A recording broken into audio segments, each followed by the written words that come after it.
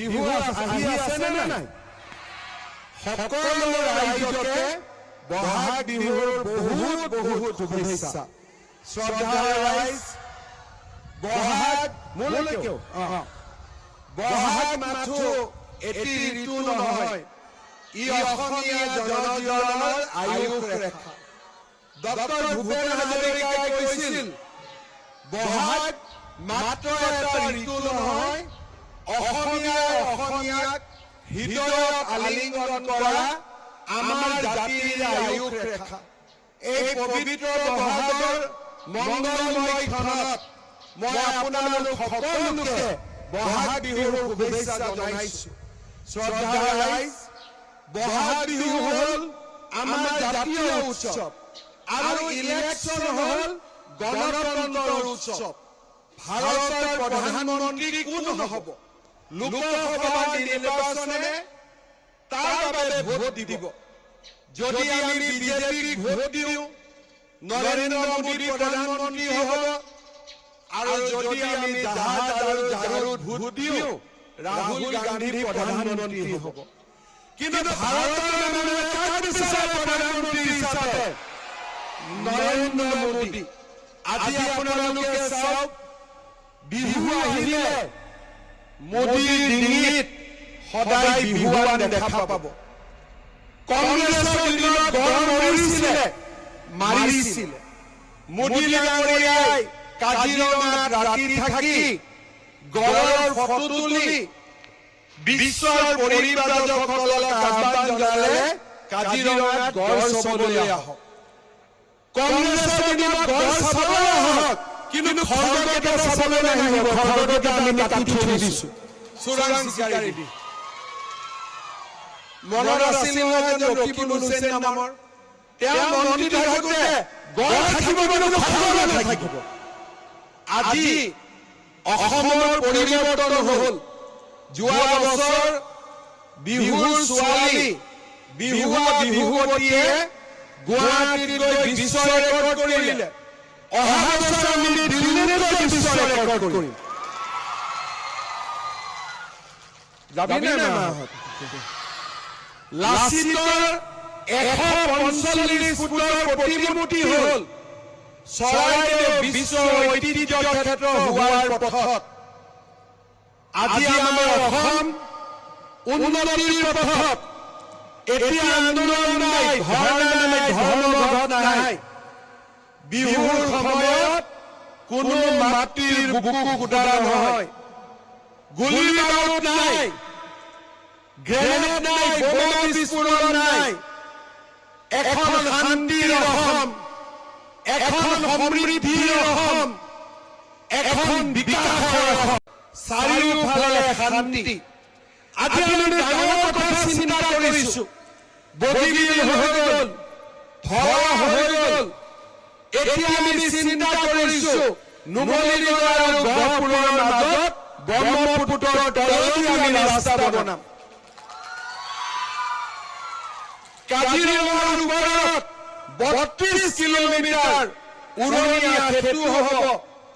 জিলাই জিলাই medical college, cancer hospital, ঘৰৰ কাষৰ হাইস্কুলখন 7 কোটি 8 কোটি টকা দি ডন বস্কো চেনেৰীৰ দৰে ধুনীয়াকৈ নিৰ্মাণ।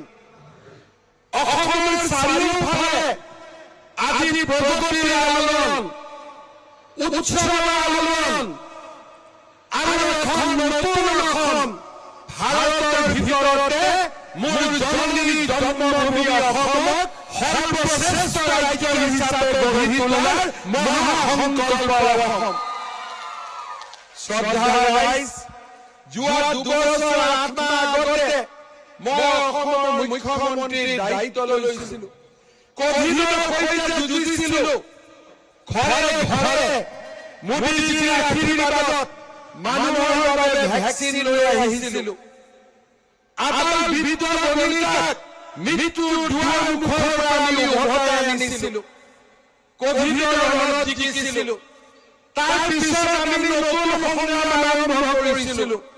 অসমত নৱ নিৰ্মাণ কৰা, অসমৰ যুৱক যুৱতীৰ মাজত আস্থা আৰু বিশ্বাসৰ এখন নতুন অসম নিৰ্মাণ কৰা মই ৰাইজক প্ৰতিশ্ৰুতি দিছিলো যে ৰাইজ বিজেপিক ভোট দিয়ক 1 লাখ যুৱক যুৱতীয়ে চৰকাৰী চাকৰি পাব মোক বিশ্বাস কৰা নাছিল কোনেও ক'ৰ পৰা 1 লাখ চাকৰি দিব আৰু চাকৰি দিলেও টকা পইচা দিবলৈ লাগিব ঘোষ দিবলৈ লাগিব আমাৰতো টকা পইচা দিব পইচা নাই চাকৰিবোৰ আমি ক'ত পাম কিন্তু আজি 2 বছৰ 8 মাহৰ ভিতৰতে আমি 1 লাখ যুৱক যুৱতীক 1 টকা নিদিয়াকৈ চাকৰি দিলো শ্ৰদ্ধাৰ ৰাইজ মই নিজকে ভাগ্যৱান মুখ্যমন্ত্ৰী বুলি ভাবো মোৰ দিনত এছিএছৰ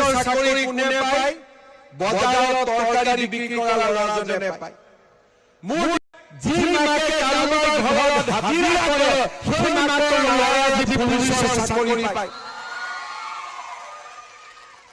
কোনো মুখ্যমন্ত্ৰীয়ে এনেকুৱা দিন দেখা নাছিল আৰু আজি আমাৰ ল'ৰা ছোৱালী যাতে আস্থা আৰু বিশ্বাস অটুট থাকে 1 লাখ চাকৰি হৈ যোৱাৰ পিছত আজি এই খোৱাঙৰ পবিত্ৰ ধৰণীৰ পৰা মই ঘোষণা কৰিছো যে আৰু 50,000 ল'ৰা ছোৱালীক আমি চৰকাৰী চাকৰি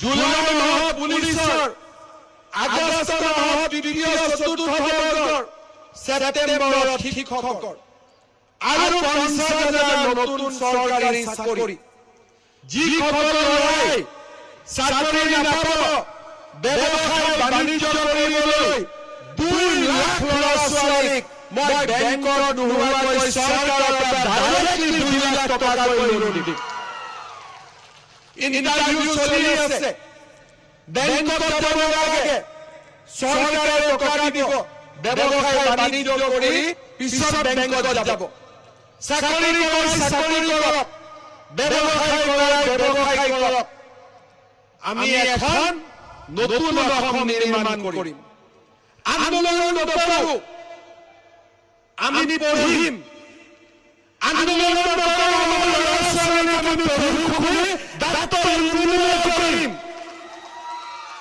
সেইখন হ'ল নতুন অসম বসুন্ধৰা আহিব মানুহে মাটিৰ অধিকাৰ পাব গৰাখহনীয়া প্ৰতিৰোধ হ'ব ব্ৰহ্মপুত্ৰৰ ওপৰত দলং হ'ব জিলাই জিলাই মেডিকেল কলেজ হ'ব কেঞ্চাৰ হস্পিটেল হ'ব গাঁৱে ভূঞে ৰাস্তা হ'ব চাহ বাগিচাৰ মজদুৰে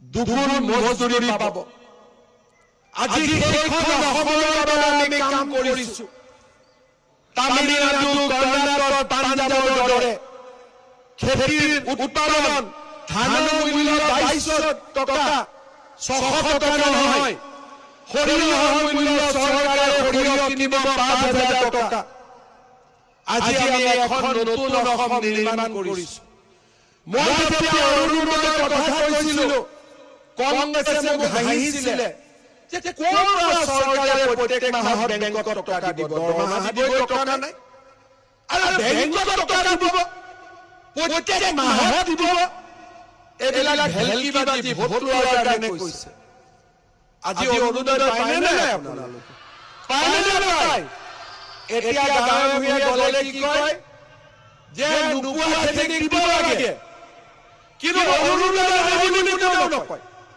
কয় অৰুণোদয় আছে কিন্তু আমি পোৱা নাই হয় নে নহয় অৰুণোদয় আছে নে নাই খালি দুখটো ক'ত লাগে যে বেলেগে পায় আমি নাপাওঁ এইটোৱে হয় নে নহয় কোনে কোনে অৰুণোদয় পৰা হাত ডাঙৰ